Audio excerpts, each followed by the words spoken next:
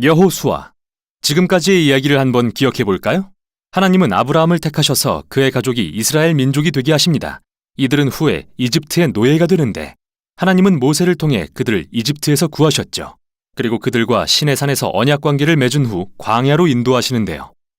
이스라엘이 약속의 땅 앞에 진을 쳤을 때 모세는 그들에게 하나님의 명령에 순종하길 요구합니다. 열방에 하나님이 어떤 분이신지 보이도록 말이죠. 이 책은 모세가 죽고 이스라엘이 약속의 땅에 들어갈 준비가 된 시점에서 시작합니다. 이야기는 크게 네 부분으로 구성됩니다. 먼저 여호수아가 이스라엘을 약속의 땅으로 인도합니다. 그러나 그곳에서 적이에 찬 가나안 족속들을 만나 전투를 벌이게 됩니다. 승리를 거둔 후 여호수아는 약속의 땅을 12지파에게 분배해주고 백성들에게 주는 마지막 설교로 이 책은 끝을 맺습니다. 그럼 어떻게 진행되는지 자세히 살펴보죠. 시작 부분에서 모세가 죽고 여호수아가 이스라엘의 새 지도자로 임명됩니다. 저자는 의도적으로 여호수아를 새로운 모세로 묘사하는데요. 모세가 그랬듯 그도 백성들에게 토라, 즉 하나님께 받은 시내산의 언약에 순종하길 요구합니다. 그리고 모세가 민수기 13, 14장에서 한 것처럼 그 땅에 정탐꾼들을 보내는데 이번에는 그때보다 훨씬 순조롭습니다. 몇몇 가나안 사람들은 돌이켜 이스라엘의 하나님을 따르게 될 정도로요. 그 후 여호수아는 온 이스라엘을 이끌고 요단강을 건너 약속의 땅에 들어갑니다. 출애굽할 때 모세 앞에 홍해가 갈라진 것처럼 이제 요단강이 갈라지고 제사장들이 언약궤를 메고 앞장서자 백성들이 따라 건너죠. 5장에서는 이야기가 전환됩니다. 이스라엘은 뒤를 돌아보며 자기 뿌리가 하나님의 언약 백성임을 기억하여 새 세대에게 할례를 행하고 가나안에서 첫 유월절을 기념합니다. 그리고 그들은 이제 앞으로 나아갈 준비가 되었죠. 여호수아는 한 신비스런 전사와 특이한 만남을 갖습니다. 사실 그는 천사이고 여호와의 군대 대장이죠. 여호수아가 너는 우리 편이냐 우리 원수 편이냐 라고 묻자 그의 대답은 어느 편도 아니다. 정말 중요한 건 과연 여호수아가 하나님 편에 서 있냐는 겁니다. 결국 이 싸움은 이스라엘 대 가나안 족속의 대결이 아니라 바로 하나님의 전쟁이라는 거죠. 이스라엘의 역할은 그분의 계획이 성취되는 것을 보거나 가끔 지원군이 되는 거고요. 다음 부분이 그겁니다. 이스라엘이 주변 가나안 족속과 겪는 온갖 전투를 볼 수 있는데 앞부분에서는 두 개의 전투가 자세히 소개되고 뒷부분에서는 수년간에 걸친 전투들을 요약한 짧은 이야기들이 이어집니다. 처음의 두 전투는 여리고와 아이성을 상대한 것인데요. 이 두 전투는 하나님의 신실하심과 이스라엘의 불순종을 대조적으로 묘사합니다. 여리고성 전투에서 이스라엘은 완전히 수동적인 자세를 취하는데, 즉 하나님의 임재를 상징하는 언약궤를 따라 소리에 맞춰 6일 동안 성 주위를 돕니다. 마치 라합이 하나님께 의지하여 돌아섰듯이 여리고 사람들도 기회가 있었지만 그들은 그러지 않았습니다. 7일째 되는 날 제사장들이 나팔을 불자 성벽이 무너져 내리고 이스라엘은 승리를 거둡니다. 이 이야기의 핵심은 하나님은 그의 백성을 구하시는 분이며 이스라엘은 오직 신뢰하며 기다리면 된다는 겁니다. 그런데 다음의 아이성 전투는 정반대의 이야기를 기록합니다.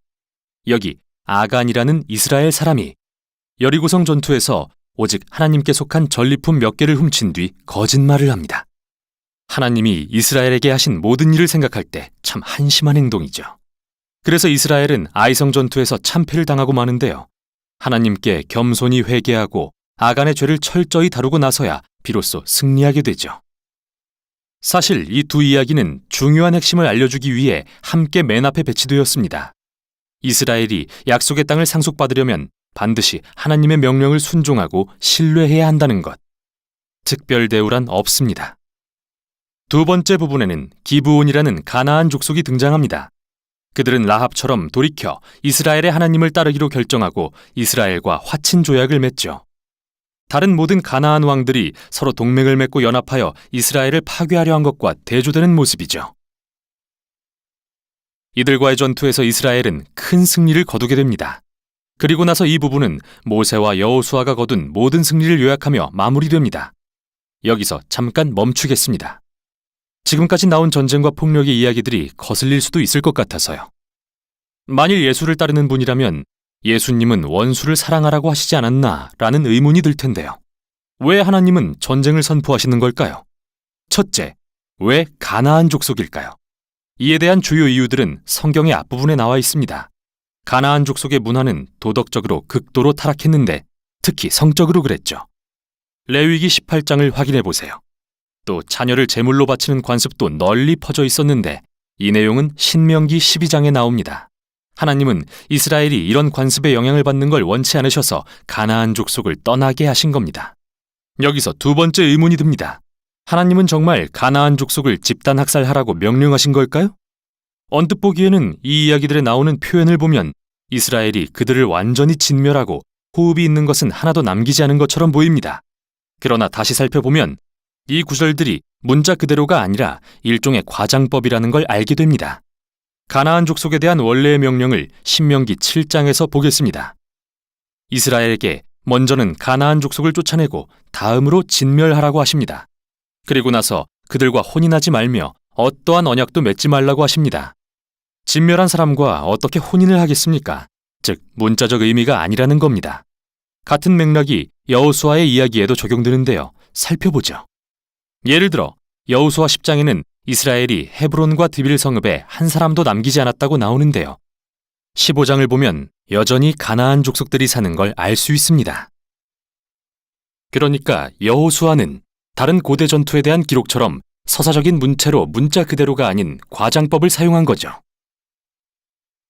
집단 학살이라는 단어도 여기에 적합하지 않은 이유는 하나님께 돌이킨 가나안 족속들이 있기 때문입니다. 라합이나 기브온 족속처럼요. 하나님은 그분께 돌아오는 자를 받아주십니다. 마지막으로 이 이야기들은 이스라엘 역사의 매우 특정한 순간을 기록하고 있다는 점입니다.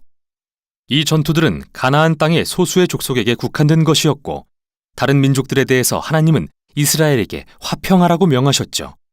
신명기 20장을 확인해 보세요. 따라서 이들 전투를 기록한 목적은 절대 하나님의 이름으로 폭력을 행사하라는 말이 아닙니다. 오히려 하나님께서 역사의 특정 순간에 인간의 악에 대해 공의를 행사하시고 이스라엘이 가나안 족속에게 전멸되지 않도록 구하셨다는 것을 보여주기 위함이죠.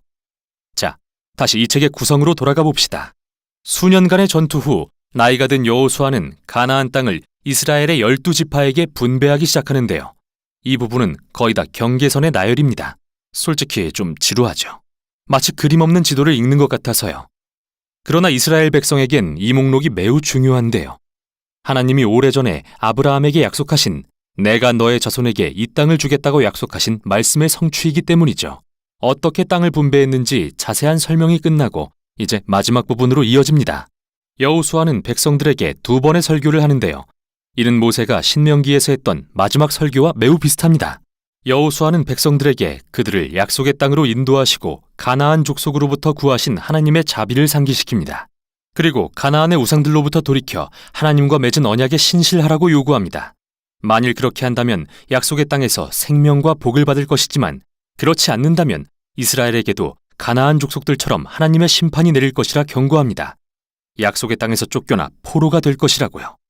여호수아는 이스라엘에게 선택을 남기고 떠나는데요. 과연 그들은 무엇을 할까요? 이 중대한 질문을 남긴 채 끝이 납니다. 여기까지 여호수아였습니다.